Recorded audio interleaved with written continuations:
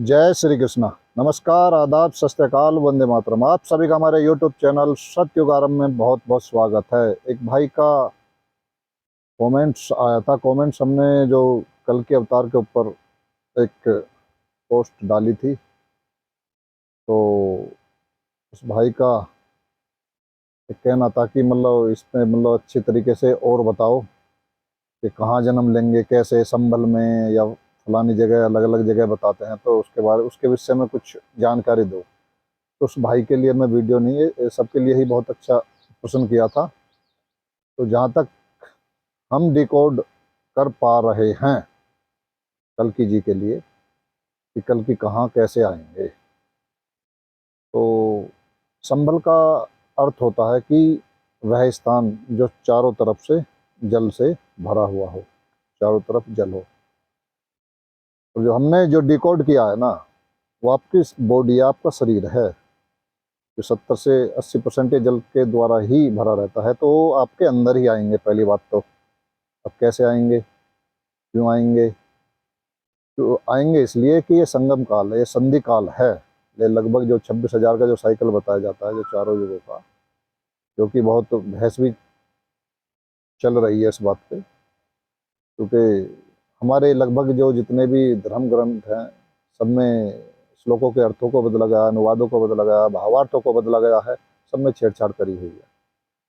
तो जितने भी पंथ समुदाय, मजहब, मत या रिलीजन्स को मानने वाले सभी के धर्म ग्रंथों में छेड़छाड़ है, ऐसी बात नहीं, क्योंकि कली के कब्जे में है सब ये धर्म ग्रंथ। फिर कोई ऊपर वाले ने नहीं लिखा कि ये सब मानव रचित हैं सारे के सारे धर्म ग्रंथ।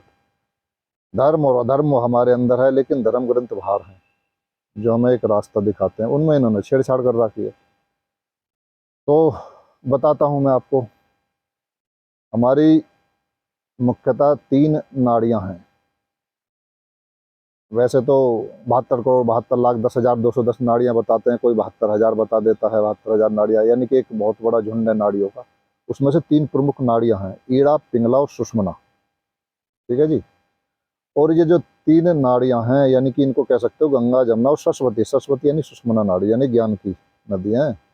और इस सुषुम्ना नाड़ी को ही उसको ही राधा कह देते हैं, उसी को रमा कह देते हैं, उसी को शांभवी कह देते हैं, और उसी को ब्रह्म नाड़ी कह देते हैं। ब्रह्म, समझे? ब्रह्म का मतलब आत्मा, आत्मा वाली नाड़ी, यानी कि जब तक ये एक्टिव नहीं होगी आत्मज्ञान नहीं होगा आपको। आत्मा कहाँ निवास करती है बताया जाता है, ये जब तक ये थर्ड आई एक्टिव नहीं होगी, आपकी जो आज्ञा चक्र एक्टिव नहीं होगा, तो आत्मा का निवास स्थान यही बताया गया। तो सीधी सी बात है, बिना इसके एक्टिव हुए तो कुछ नहीं है। तो और ऐसा बताया गया है, ये जो समय चल रहा है, जो संगम काल है, जो संधि काल है, इसमें 1 लाख में से 1 करोड़ में से 100 उनको तैयार किया, जो कल की सैनिक जो तैयार किए जाएंगे। सैनिकों का मतलब जिन्हें आत्मज्ञान होगा, जो जिन पे ठप्पा लग चुका है कल की भगवान का है। कल युग और कल की, है नी। राम ने रावण को मारा, ठीक है जी। कृष्ण ने कंस को। कलयुग को कौन मारेगा? कल की, है नी। कल युग का अर्थ क्या है? कल पुर्जों वाला युग। और हम आपको बताते रहते हैं, जो टेक्नोलॉजी का भगवान है, ब्लैक मैजिक का भगवान है, और जो म्यूजिक संगीत का भगवान है वो लूसीफर दज्जाल है, इसी को बताते हैं ना। तो इसको खत्म करेगा वो, और वो केवल आत्मज्ञान के द्वारा ही संभव है।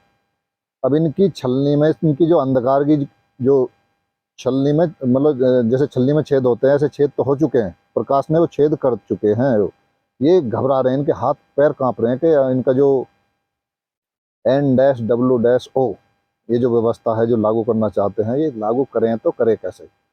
अब इनके पास एक ही उपाय है, या तो ये राष्ट्रपति शासन लगाएं, तब एकदम, क्योंकि सब निगाह में आ चुके हैं जितने भी हैं अंधकार को मानने वाले। तो या तो इस तरह से ये पूरी जबरदस्ती के द्वारा पब्लिक पे जो अत्याचार होंगे, उसके द्वारा ये ठप्पा लगाया जाएगा उस शैतान का, जो मार्क ऑफ बीस्ट की बात की जाती है, बाइबल में भी जिक्र है, और जिसकी आने के लिए बड़ी तैयारी चल रही है, बड़ी एक प्रार्थना कर रहे हैं। तो भाई पहले तो कली को आन दो ना, कल की भी दिख जाएगा।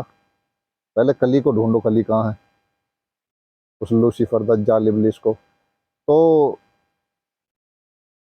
कबीर कबीर सागर में जो 3400 श्वासों की बात हुई है।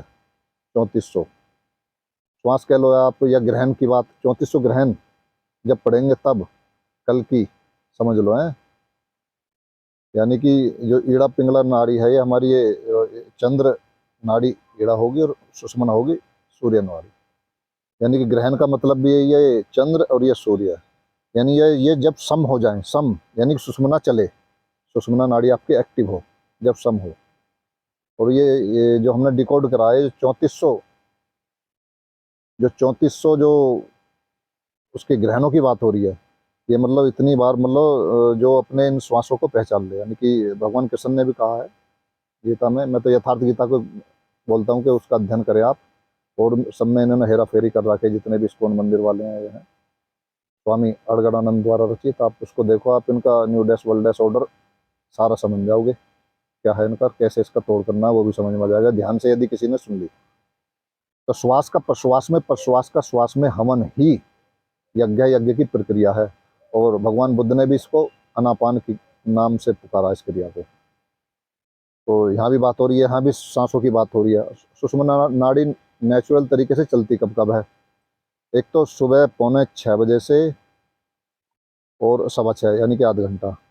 इसी प्रकार शाम को 6:45 बजे से 6:15। इसी प्रकार से दोपहर को 11:45 से 12:15, रात को 11:45 से 12:15 नेचुरल तरीके से, प्राकृतिक तरीके से चलती है। यानी कि आधा घंटा का लगभग अनुमान है।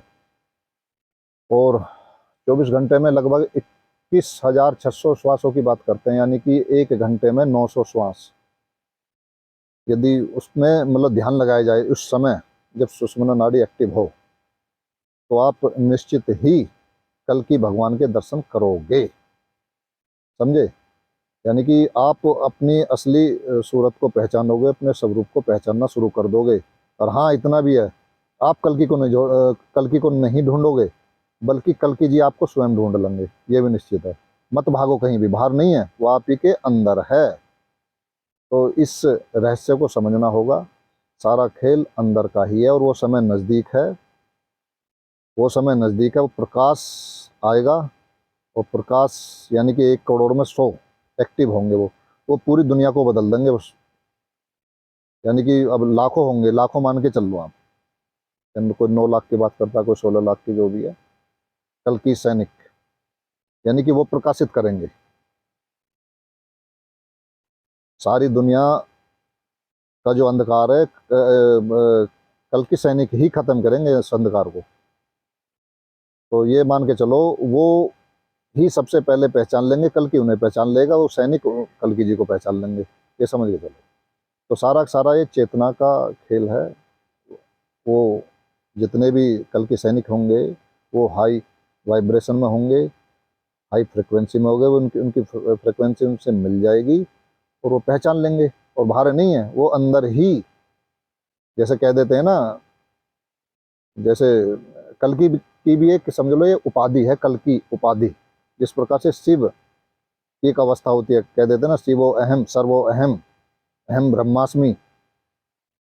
तो शिव अलग है, शंकर भोलेनाथ भोले बाबा जो कह देते हैं, नटराज, वो अलग चीज़ है। शिव एक अवस्था है, एक स्थिति है, एक उपाधि है। उसी प्रकार से कल की भी एक उपाधि है, एक अवस्था है, ये समझ के चलो आप।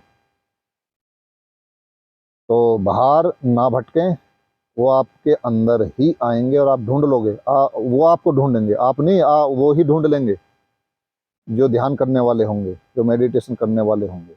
ठीक है? और भैया हम पे तो हम तो खैर सोच रहे हैं, हम तो उनके सहारे ही तर जाएं जो करें ध्यान, क्योंकि हमें समय नहीं मिल रहा। ध्यान कोशिश बहुत करते हैं, लेकिन फिर भी वो लीड लगा लेते हैं, ईयर लीड लगा लेते हैं कानों में कि अपने अंदर की बात सुने। तो कोशिश कर रहे हैं हम भी, लेकिन हाँ है, अंदर सत्यता है, इतनी मान के हम चल रहे हैं, उसी रास्ते पर चलने की कोशिश कर रहे हैं। तो मेरे भाइयों, बाहर नहीं, वो आपके अंदर ही मिलेंगे। तो सावधान रहें, सतर्क रहें, स्वस्थ रहें। जय हिंद, जय भारत, वंदे मातरम, राधे राधे।